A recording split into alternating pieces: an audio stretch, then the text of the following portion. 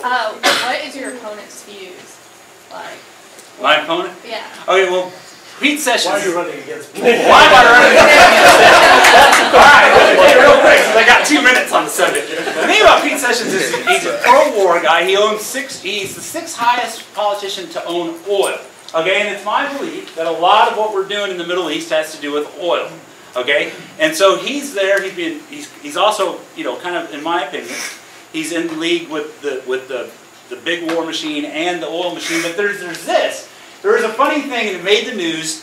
And another Texas Republican congressman, outspoken earmark critic Pete Sessions, allegedly steered $1.6 million for airship research to a company that had no experience in contracting or engineering airships. And it's just very funny because he had gotten involved with this thing to build dirigibles. So giant balloons, like Led Zeppelin, you know, like Zeppelins. Okay, not Led Zeppelin. Anyway, like Zeppelins, okay? And his deal was he bought these balloons so that he was going to go into business with these people. He was going to give them funding, $1.6 million to build these dirigibles. But the Politico newspaper reports the company did employ a lobbyist, a former Sessions aide with a criminal record.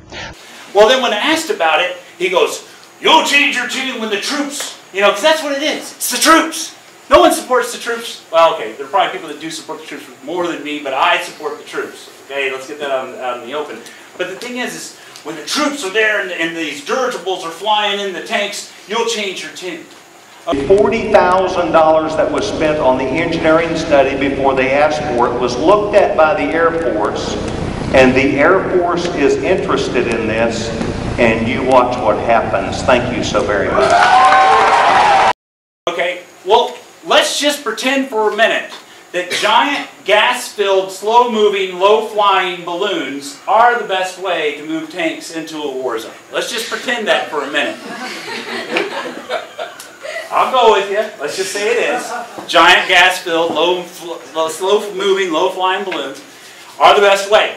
The question is, why was it that your old assistant, Pete, was the person who started the lobbying company that has never built a flying machine ever that got $1.6 million so they could build these flying machines? But they've never done it. The $1.6 million is just investigated.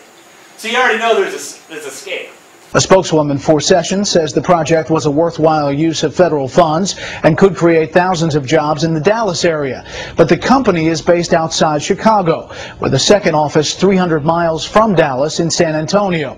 He must have been so shocked when he went there with the $1.6 million check and went, "Oh my God, you work here? I can't believe it." One of the two men running it says the Dallas address Sessions used in his earmark request is merely the home of one of his close friends. So that's the shocker and the surprise, and that's what I'm trying to say. This goes on all the time. If we don't control government, we don't limit the power of the government, they will constantly use their power to abuse it, to give their old assistant a lobbying contract for $1.6 million to build things they've never built before. And if you want to talk about supporting the troops, I would spend that money giving it to someone that's built a flying machine before, as opposed to just giving it to some random assistant I have.